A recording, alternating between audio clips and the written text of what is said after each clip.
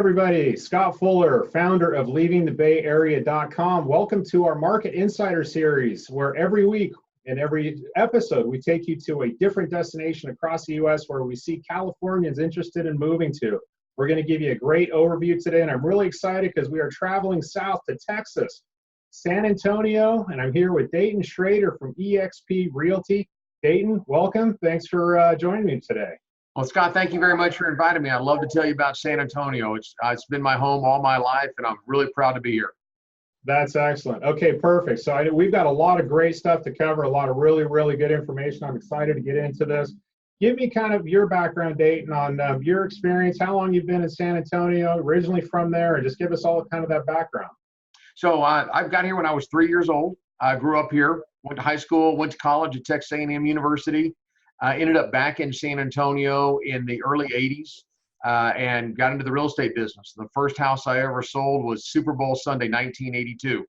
And Okay. if you're a Bay Area resident, you'll remember that was the drive. That was Joe Montana against the Cincinnati Bengals.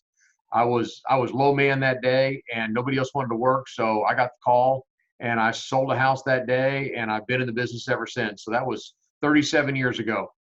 So you've had a little bit of experience, it sounds like. Absolutely. I love my town. I love this industry. Growing up, I had no idea what a real estate agent was. I grew up in my grandparents' house, so they never moved. So I fell into this business, but I've just had the best time. I struggled for many years, but once we started got it rolling, the economy in San Antonio improved. I got a little bit better at what I was doing. We've managed to carve out a pretty good business, and I've been really pleased with it.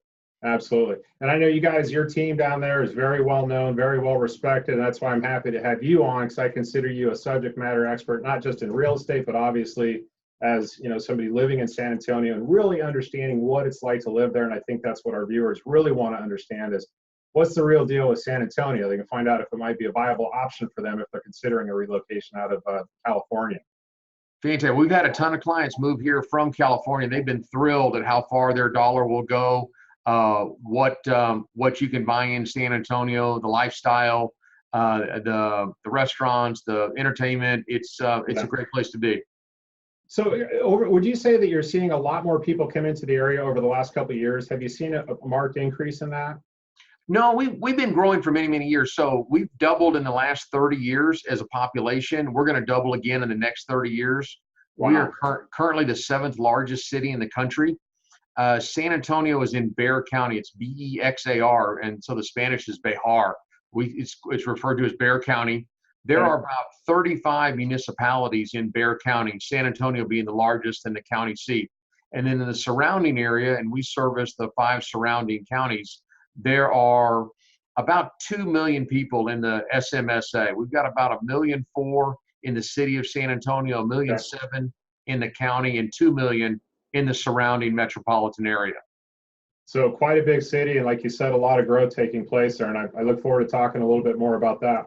So the people that you're seeing that are generally coming in, whether it's your team helping them move into the area or maybe just people you're seeing coming in, are those working individuals or families who are looking for being transferred or maybe a new job opportunity, or are you seeing retirees, or maybe a mix of the two? A combination of both. We're growing organically as a city. We've got a very young population by most city standards. We also have tremendous in-migration. We are a huge military population. We have over 100,000 DOD and military-related jobs in San Antonio, and that's a very steady sector for us. Tremendous medical industry and facilities here in San Antonio, university system as well. We're also a wonderful place to retire. We have a lot of people coming here that either came through San Antonio at some point in their lifetime, or they're chasing children or grandchildren.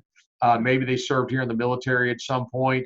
We've got a great hospital infrastructure and a very low cost of living. And so municipal golf courses, great facilities, a lot of entertainment. And so there are a lot of people pouring into our city right now.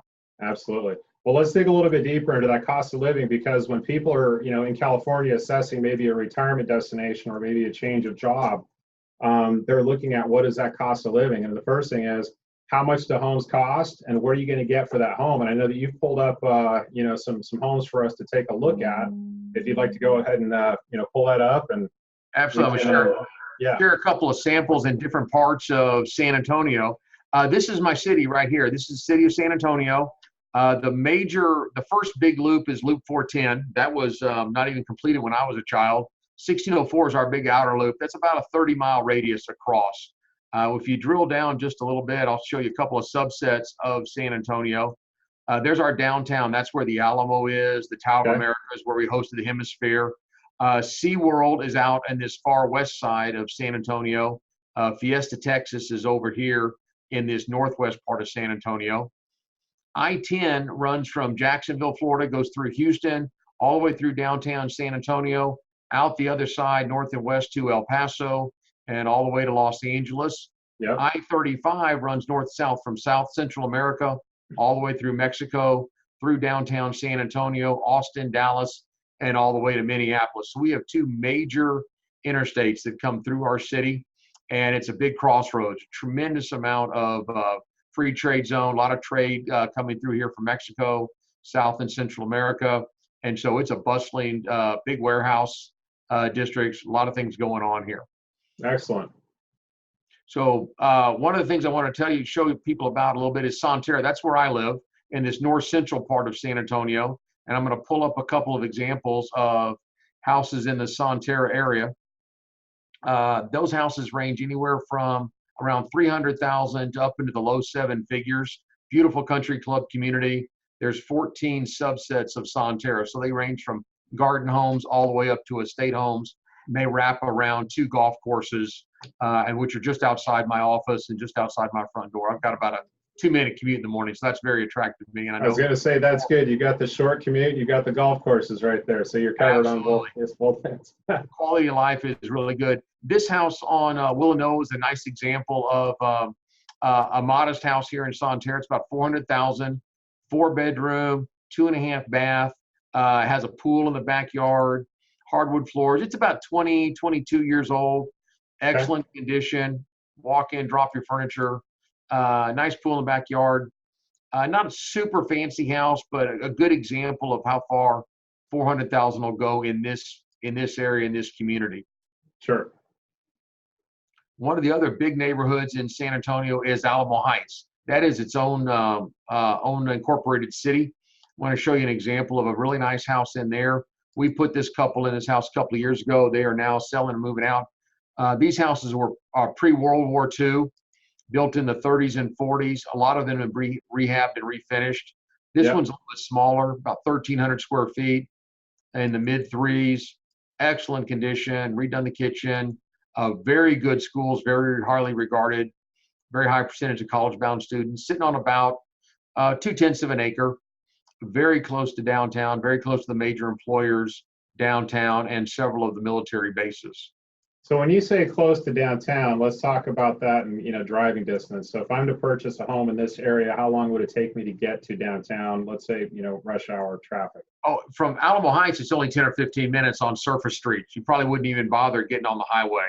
Okay. From where I live to downtown, San this north central area, just north of the airport, that would probably be I would say maybe a 30-minute drive in peak traffic, 7:30, 8 o'clock in the morning. Not bad. Yeah. Not bad at all. No, not by California standards. No, you can live and good as 45 minutes or an hour would put you out in the woods. It would put you in way out in a rural area, maybe on some land, 2 to 5 to 10 acres, some spectacular properties just outside of this map area. So that's our whole metro area, if you will. Okay. But you could be way up this I-10 corridor.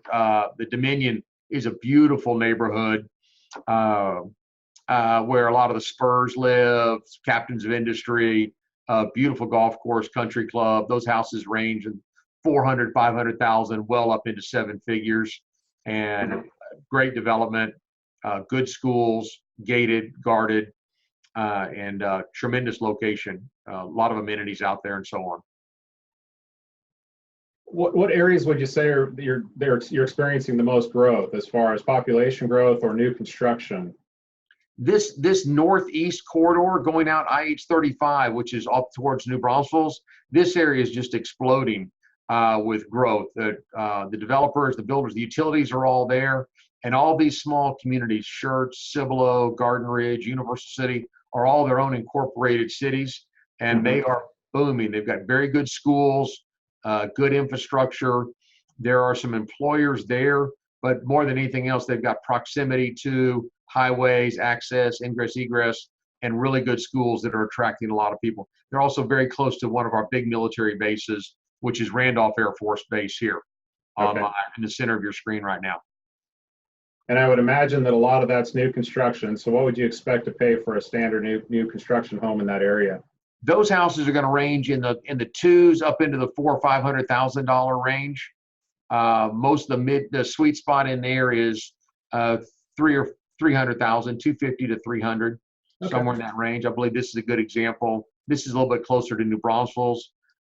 Cute little house on a 45, maybe a 50-foot lot, 110 feet deep.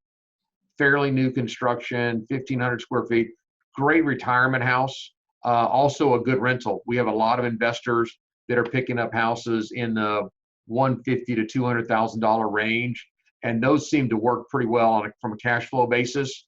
Yeah, they'll return 6 to 7% with some appreciation. This is a really nice example of a low 200s house that would rent pretty well or be a great one-story owner-occupied. Tabletop flat, no trip hazards, no ankle breakers. Really good example. And what would you expect a house like that to rent for? If your price point's about 200 to 225. That's going to rent for probably 80 cents to $1 a square foot. So 15 to 1700, somewhere in that range consistently. Okay. It's good to be a landlord in San Antonio right now. The builders are super conservative about not flooding the market with too much stuff. The job growth is good. The in-migration is good. So we've got a pretty good rental portfolio, and it does well. And the state might favor landlords a little bit more than tenants. Would that be fair to say? Very much so. No, we're a landlord. There are some challenges, and some of our submarkets are imposing some other rules, but we're pretty well versed in all that. But it's definitely a landlord-friendly state relative to other communities. Got it. Tell us a little bit more about, so we looked at a couple of, areas, we looked at a couple of different properties. What about some of the higher end? Show us again, kind of, because some people are going to be coming from California and saying, you know what, we want to, keep it very simple, right? Maybe they want the $250,000 to $350,000 range. Some people might be coming over, they've got a lot of equity, they've got a lot of money, and they really want that nice house. Maybe up to 750, up to $1 million. What's that going to look like, and where would that be located at? Oh my goodness! So we had a case study for you. I had a client from Huntington Beach, California, that came here, and their little 3-bedroom, 1-bath bungalow, had gone to over $1 million, $1.1 million, $1.2 million. They sold it, wrote a check for a house here in San Antonio out of a very nice area called Cordillera Ranch, $650,000 for 3 or 4 acres. Nice 4,000 square foot house, 2 or 3 times what they owned in Huntington Beach.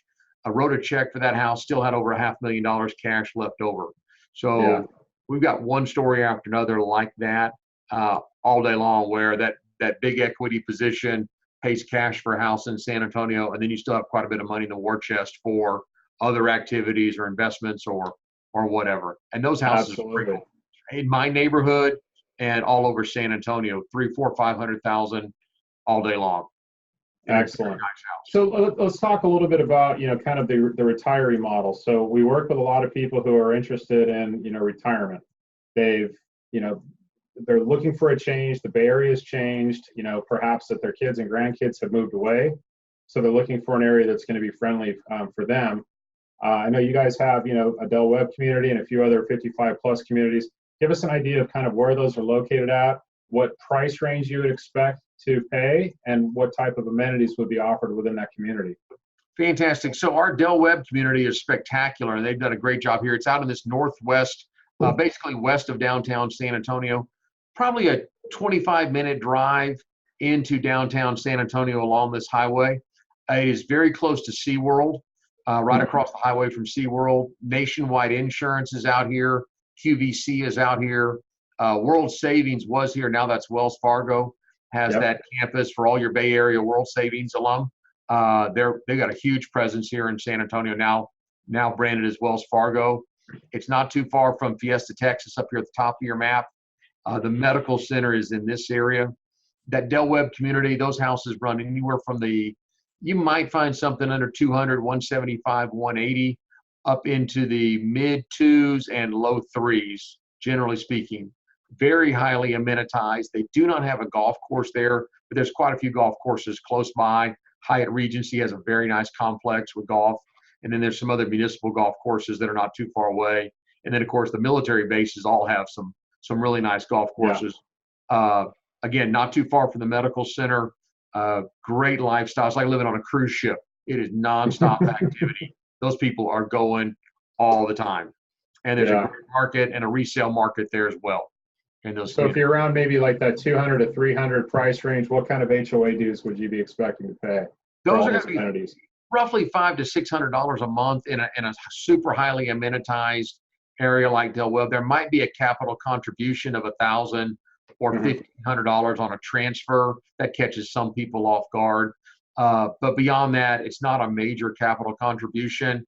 And a lot of the other neighborhoods don't have that. There are plenty of really great active adult communities that aren't Del Webb branded. They've got good builders that really appeal to that market, recognize that opportunity, and deliver a great product in that space. Anywhere from mid to high twos into the $400,000, $500,000, $600,000 range all day long. Super tricked out houses, very highly amenitized. And is that kind of the situation where they're going to have kind of a mix of builds? They'll have some detached, maybe some, attached, type of housing? Single family detached is still our predominant product. Our land costs are low, our development costs are low. They're going up, but they're still relatively low. Our density is not what the requirement of, we're not landlocked. We've got no natural boundaries, so we have a tendency to spread out. A garden home community might be a 40 or 45 foot lot. Our traditional single family lots are 50s and 55s, up to a third of an acre if you start getting into the $400,000 or $500,000 range, and then a full acre or more is not unaffordable. It's available depending on the age of the house, the part of town, the school district, or things like that. Well, and I don't think a lot of people would find, first of all, sticker shock on the acquisition price of the property, but also on the homeowners association dues. We have some 55 plus communities here where it's HOA dues can run anywhere between $750 up to $1,300 a month. I'll get it. Yeah, so it's pretty crazy, and obviously the build style here is different. There isn't a lot of building taking place. There's a lot of red tape in California from a building perspective to begin with. So we're building up. We're doing zero lot lines, and with you guys, obviously, you're still providing a lot of that space that I think people are looking for. That that it's hard to get around here.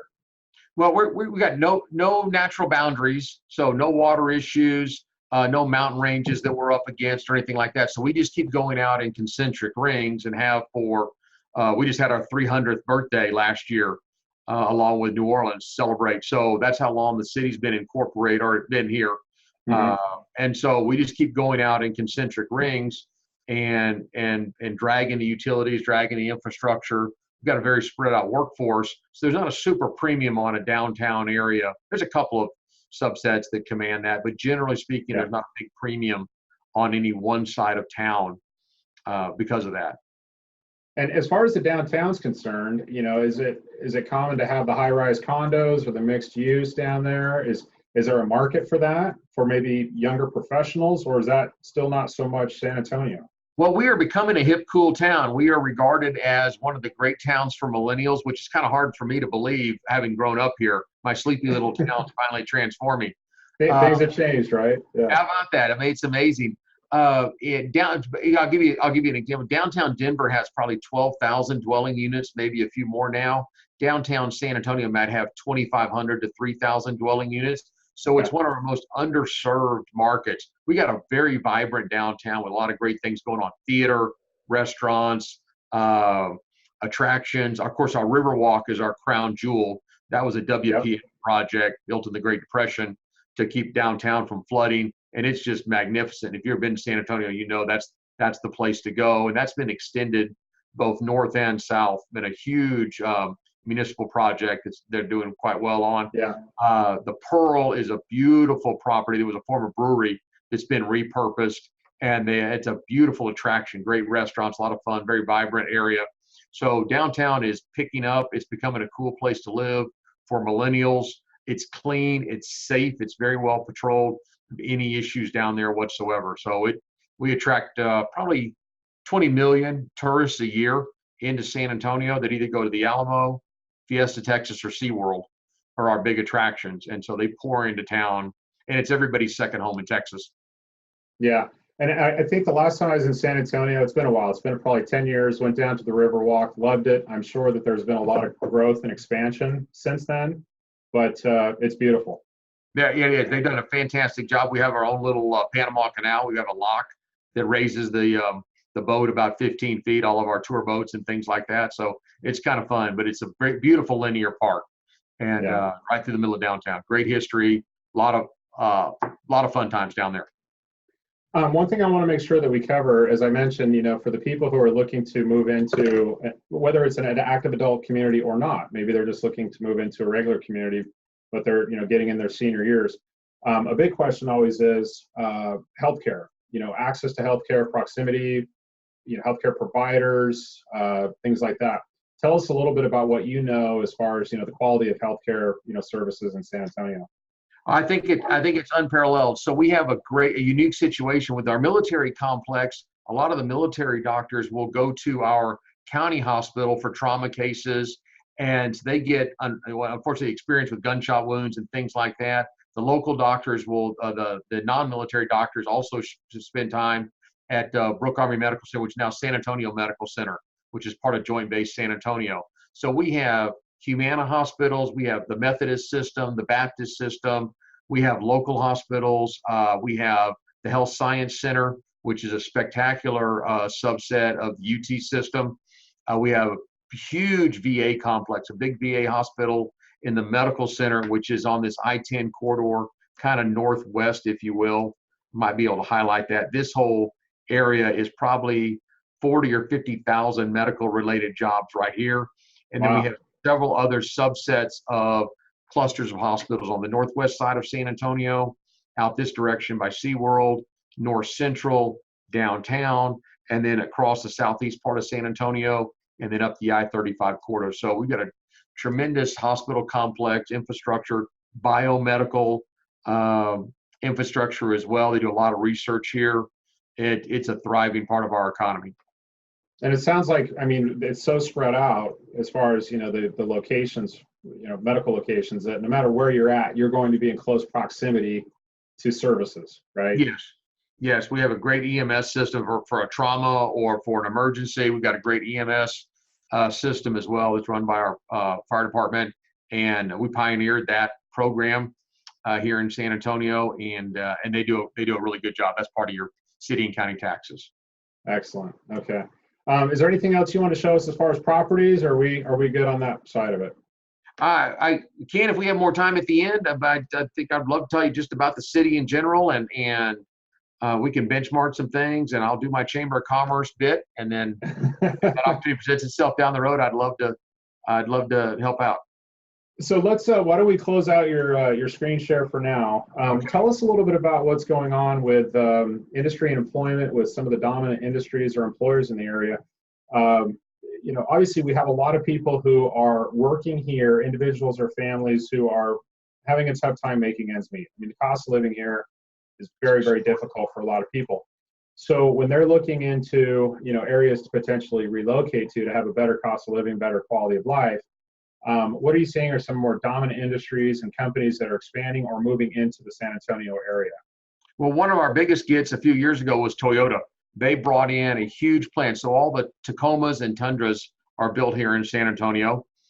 We have obviously a lot of DoD related jobs. So cyber security, we do a tremendous amount of cyber here in San Antonio, and a lot of defense work. We have Rackspace. USAA is one of our biggest employers, big financial service company, an insurance giant. Wells Fargo's here. Microsoft is here. Citi is here. There are big call centers and complexes here, very service related. We have some light manufacturing, obviously with Toyota and some of their subsidiaries, and then a great a university system. Texas A&M university system has A&M San Antonio. University of Texas system has UTSA, which has about 30,000 students. Trinity University, Incarnate Word University, Our Lady of the Lake, St. Mary's University. So we've got some small Catholic universities here as well. And we probably have between 100 and 120,000 people enrolled in higher education in San Antonio between the community colleges and our university systems here.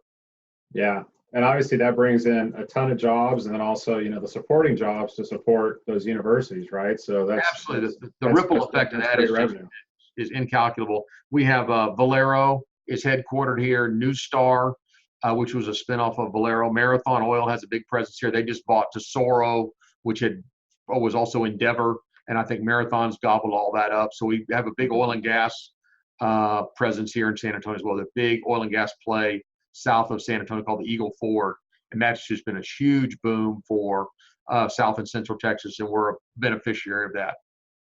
The thing I like about San Antonio is the diversification of industry, because I think a lot of people, consider, especially South Texas, it's just based off of energy, right? I mean, the industry is energy, and if there's something that happens with that industry, there could be potential problems, right? But there's such a diversification of industry, like you mentioned, with a lot of those employers. Well, we were vulnerable years ago when we were all military. San Antonio was a one-trick pony. We had obviously tourism, but our biggest employer was military, and we suffered a couple of base closures. So we lost Kelly Air Force Base, which has now been a model for the privatization of that huge complex.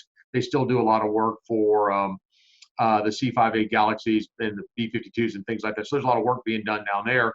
We also lost Brooks Air Force Base to Wright-Patterson. We were able to absorb all of those job losses, and come back even stronger. Since the last round of BRAC and realignment, we've been a net beneficiary. We've gained a lot of jobs, a lot of DOG jobs, and the city's worked really, really hard to expand our offerings. And so the medical center, the university complex, the financial services complex. So we've done a really good job in diversifying our economy, and then taking care of two big items. One is electric. We have the lowest price per kilowatt hour of just about anybody. We own our own utility company, and we have nuclear, wind, solar, and coal burning. So we can dial those up and back depending on what the circumstances are. And we own our own water company. And so we've been able to take care of our water needs, and which has been able to attract big energy users like Microsoft and companies like that need steady electricity. We don't have any earthquakes here. We're far enough inland that we don't get hit by hurricanes. We're far enough south we don't typically get tornadoes here. We got a great work ethic in San Antonio, very diverse culture, a lot of bilingual culture. So that helps us a lot too. And I was just reading something, this is, I think, from a few weeks ago, from Business Facilities. Every year they put out an annual rankings report for the highest economic growth potential in top-ranked large markets. And San Antonio is in the top 3. Yes. And so, there's certainly, a lot of planned growth and expected growth, to continue to keep it, a hot market. Yeah, we think we've got term limits in our city governance, so that helps a little bit. We've got a great, strong city manager that's done a fantastic job helping build up our business and our image. We've had some great leaders in the past that went on to bigger things, so that's helped our profile as a city. We've hosted several Final Fours. That's always been good for the city.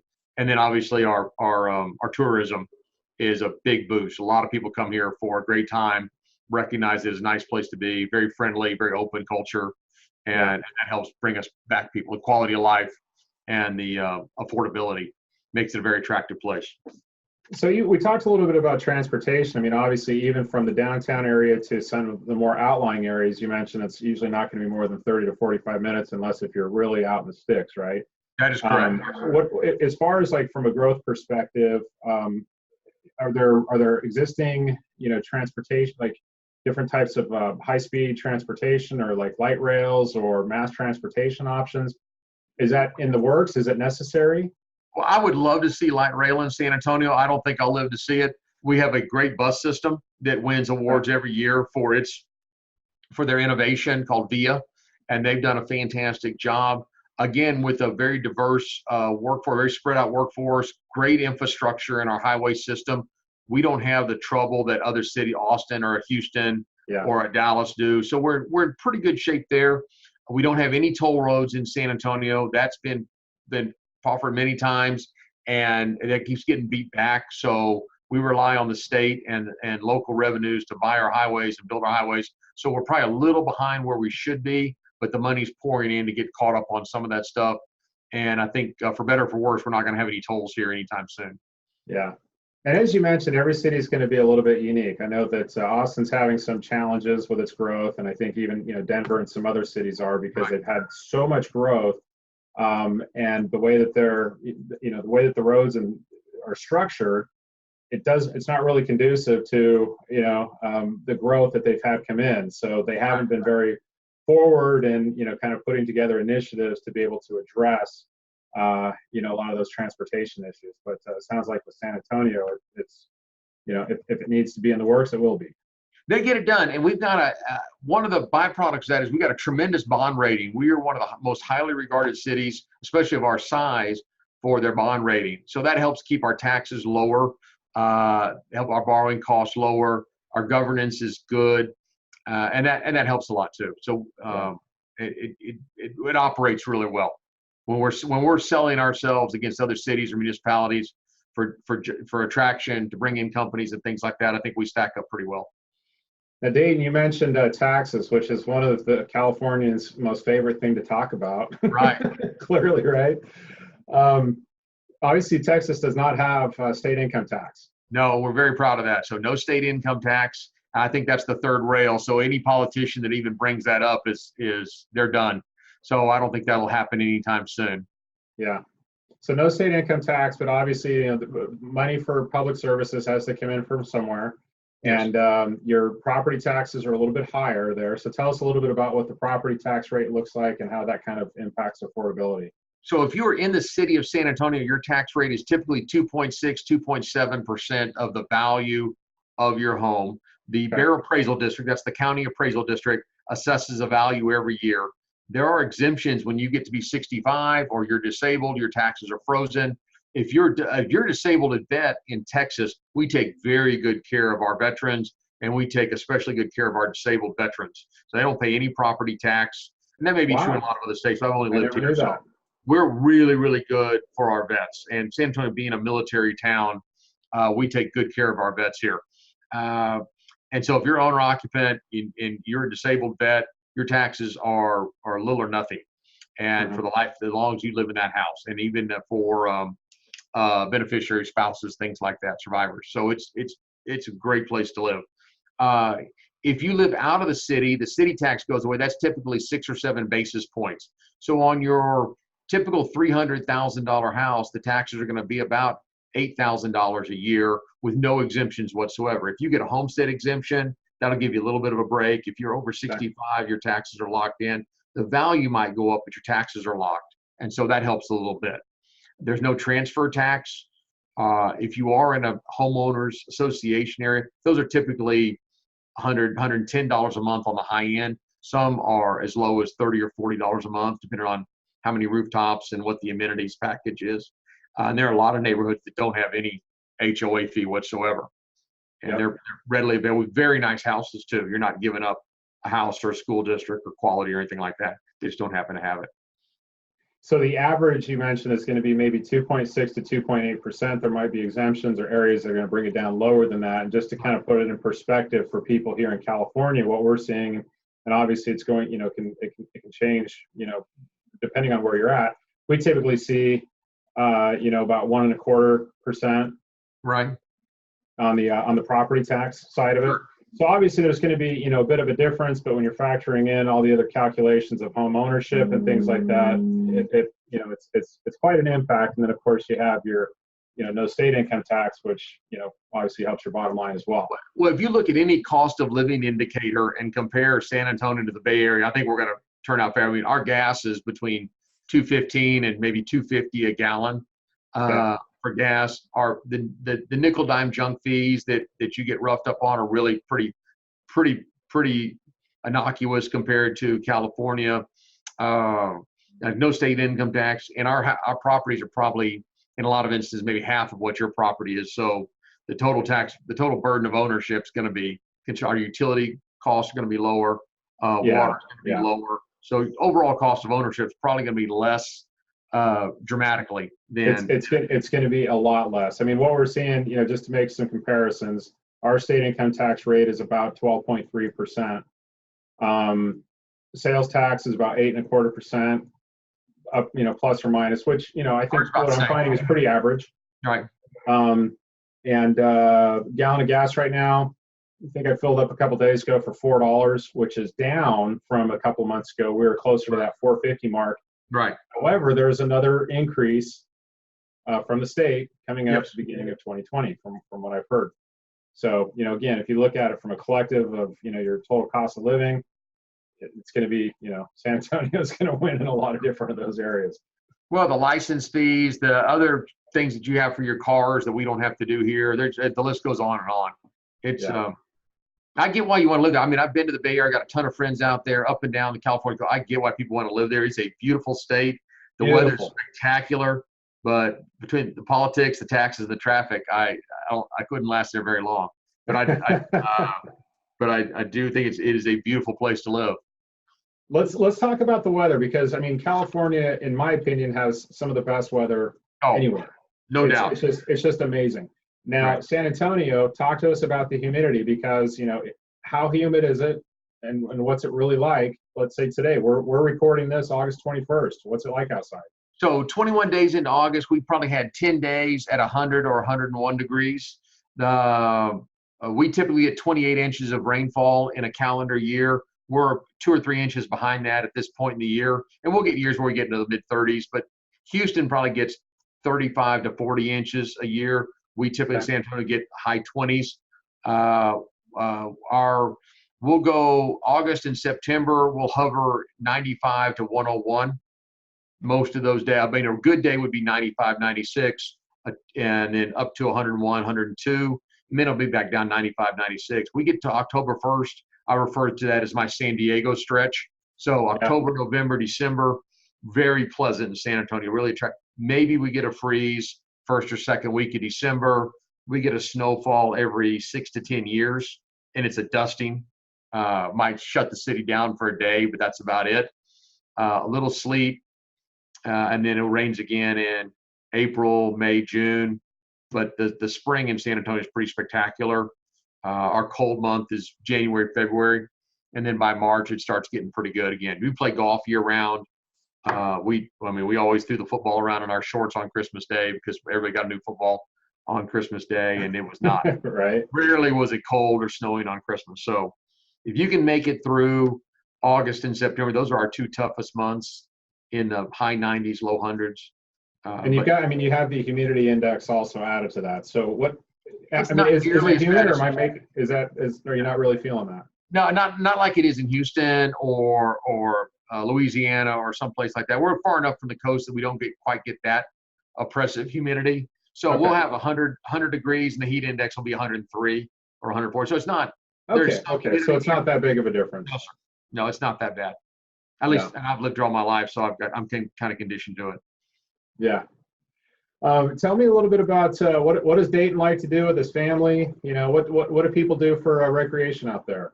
So I'm married a little over 30 years. We just had our 30th last year. I've got a daughter who's in Houston working.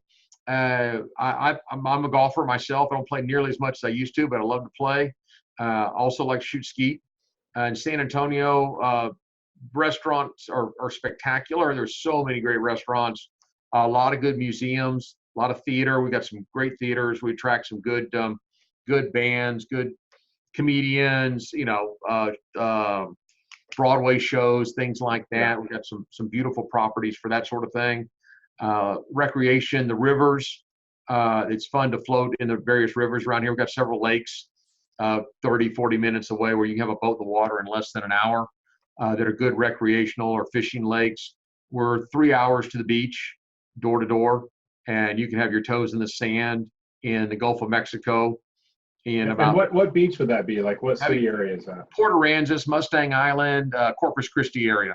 Okay. Corpus Christi is on the bay. The barrier islands are where the beaches are. Really nice, warm. I mean, not like the Pacific by any stretch of the imagination. So Gulf of Mexico, warm. The water's warm, because over here, I mean, especially up north, you don't go in the water without a wetsuit. It's cold. No.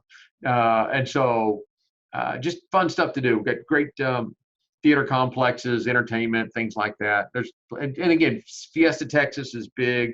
SeaWorld is big. We got a beautiful zoo. There was also a Depression era project. It was a former quarry. Did a great job there.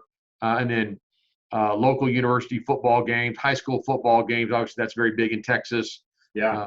And so we've got stuff going on year round. Fiesta is in April. That's our big celebration from our independence from Mexico. The Battle of San Jacinto and Battle of the Alamo and all that kind of stretches out for a couple of weeks during our Fiesta. And so good.